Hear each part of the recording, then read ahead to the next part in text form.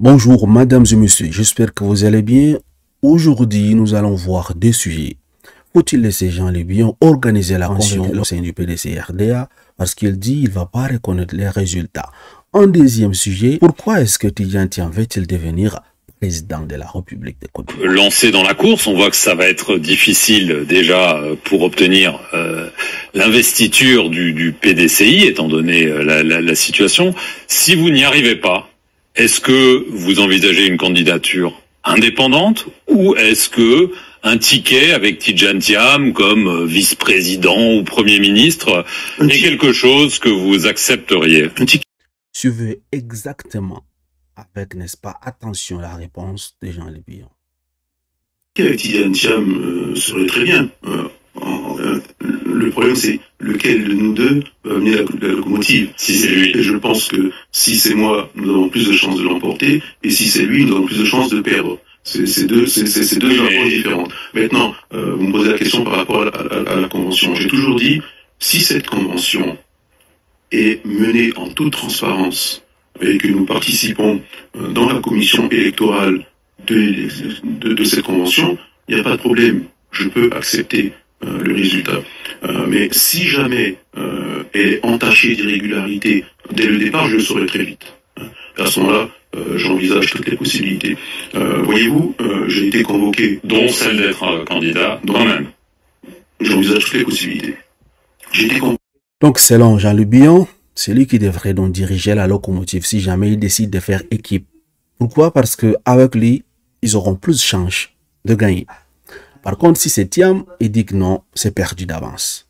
Alors, qu'est-ce que John du PDC-RDA nous dit? Il est prévisible que Jean Libion n'assistera pas à la convention si celle-ci ne répond pas à ses critères de transparence, comme il l'a clairement affirmé. Pourtant, il s'est dit prêt à participer à une élection présidentielle organisée par une commission électorale indépendante, la CEI au fait, qu'il considère lui-même comme non indépendante. Cela soulève une certaine incohérence dans son approche.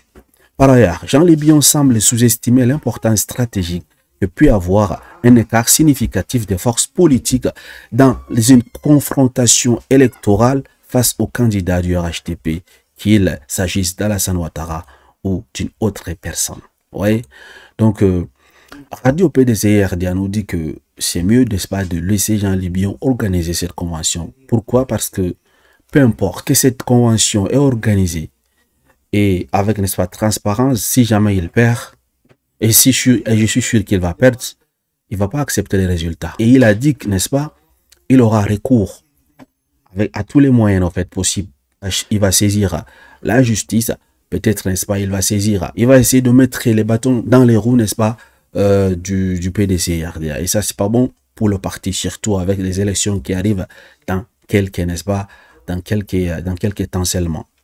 Alors, que pense le peuple ivoirien, n'est-ce pas, de cette affaire-là? Rocky Lofer nous dit ceci. Avant, les commentaires pro-RHDP étaient attribués des noms d'origine nordiste. Aujourd'hui, le constat est là.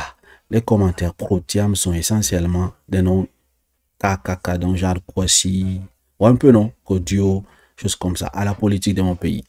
Donc, du coup, il veut dire qu'il y a tribalisme. Voilà un peu quelles sont les réponses à cette affirmation qu'il a eu, en fait.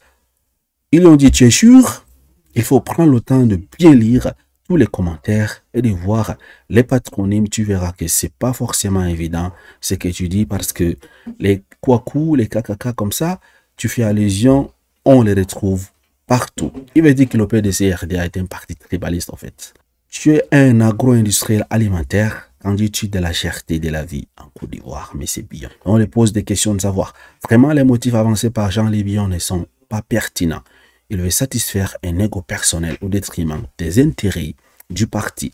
La commission de discipline du parti devrait l'exclure du parti pour démarche contraire aux intérêts stratégiques du parti. Voilà, chers amis, maintenant, nous allons donc répondre à cette question. Pourquoi est-ce que Tidjane Thiam peut-il devenir, n'est-ce pas, le président de la République de Côte d'Ivoire? Suivons attentivement. Pourquoi souhaitez-vous devenir le prochain président de la République de Côte d'Ivoire? Suivez attentivement. Écoutez, il y a une série de raisons. Les premières raisons sont relatives à la situation du pays. parce que je veux commencer par ça, parce que ce n'est pas une question d'ambition personnelle. La situation du pays n'est pas bonne, quoi qu'on dise. Il y a eu des progrès réalisés, et il faut aussi que ceux qui entendent ce discours arrivent à entendre aussi bien le positif que le négatif, parce que je veille toujours à faire les deux et à dire les deux. Malheureusement, certaines oreilles n'entendent que le négatif. Donc, bien sûr qu'il y a eu des choses positives, il faut toujours respecter le travail d'autrui. Les gens travaillent jour et nuit, il y a des millions d'Ivoiriens qui travaillent jour et nuit, ils accomplissent des choses. Ça, c'est incontestable. Il y a eu des progrès réalisés, il y a eu des infrastructures réalisées, tout ça, c'est sûr. Mais j'en reviens toujours au problème fondamental que j'ai souligné à Soubré. Beaucoup d'entre vous étaient là-bas en juin 2024 quand j'ai dit, écoutez, la Côte d'Ivoire est 135e dans le monde en PIB par tête. Donc ça, c'est le niveau de richesse de notre pays comparé aux autres pays du monde. Il y a 193 pays dans le classement. On est 135e. Donc en développement humain, bon, j'avais consulté moi les statistiques accessibles qui disaient qu'on était 166e. Ça a déclenché un tollé, puisqu'il semble que certains disent qu'on n'est pas 166e, mais 159e.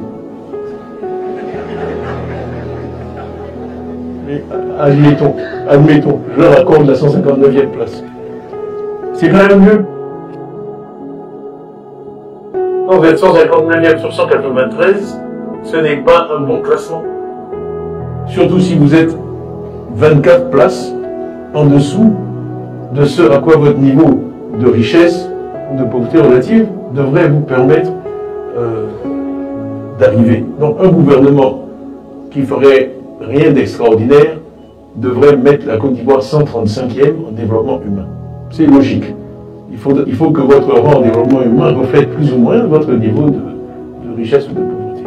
Je peux vous dire que le moins 24 qu'on a, c'est un des pires dans le monde. Le Rwanda est à plus 9. C'est-à-dire qu'ils sont classés mieux en développement humain qu'en PIB par tête. Le Togo est à plus 8. Ils sont classés mieux en développement humain qu'en PIB par tête. Or, pour moi,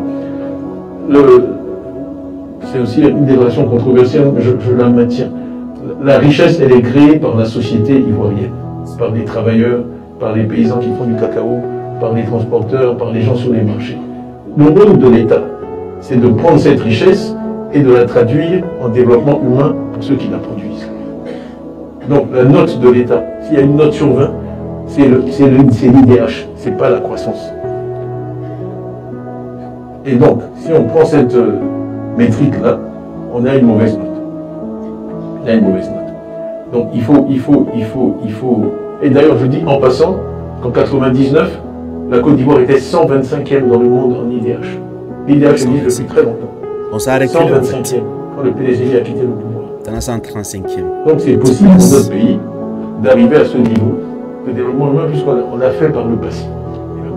Quand on est 166e ou 159e, c'est vraiment un vrai problème. Donc pourquoi est-ce que je veux être président? Parce que c'est pour ça que je parle de capital humain, parce qu'il faut absolument, et c'est l'IDH, je l'ai expliqué souvent, mais ça mesure l'espérance de vie, ça mesure le nombre d'années d'éducation, en gros, pour les enfants, et le niveau de vie. Voilà pourquoi est-ce qu'il veut devenir président, pour améliorer ces trois choses en fait, l'éducation, la santé, et n'est-ce pas, le niveau de vie, n'est-ce pas, des sociétés en fait ivoiriennes. Vous avez suivi? Je pense qu'après avoir donné cette conférence-là, il a été attaqué par Sissi Ajoumani, je pense, non, sur les DH. Je pense qu'on ne mesure pas. Ajoumani était sorti en fait pour parler de ça. Et pourtant, c'est vrai en fait, si par le passé, la Côte d'Ivoire occupait la place de 125e au niveau de l'IDH et que actuellement, la Côte d'Ivoire se retrouve à 159e ou bien 166e. Ça veut dire que au lieu d'aller de l'avant, la Côte d'Ivoire a reculé de plus de 35 places en fait. 35 pays ont déclassé la Côte d'Ivoire. Alors les gens vont venir dire, il y a les infrastructures routières, il y a ceci, il y a cela, il y a ceci, il y a cela. Ok, c'est bien. Mais si les gens n'arrivent pas à se soigner, il n'y a pas l'éducation gratuite et que il y a la pauvreté en fait. Les gens, certaines personnes n'arrivent pas à manger en fait. Où est donc l'utilité de ces routes, de ces infrastructures? C'est juste, n'est-ce pas, des multinationales qui s'engouffrent de l'argent avec le gouvernement, c'est tout. Voilà donc son programme. Voilà pourquoi est-ce qu'il va donc devenir président de la République. J'espère que vous avez bien suivi. Merci donc de m'avoir suivi. Excellente soirée à vous. À très bientôt.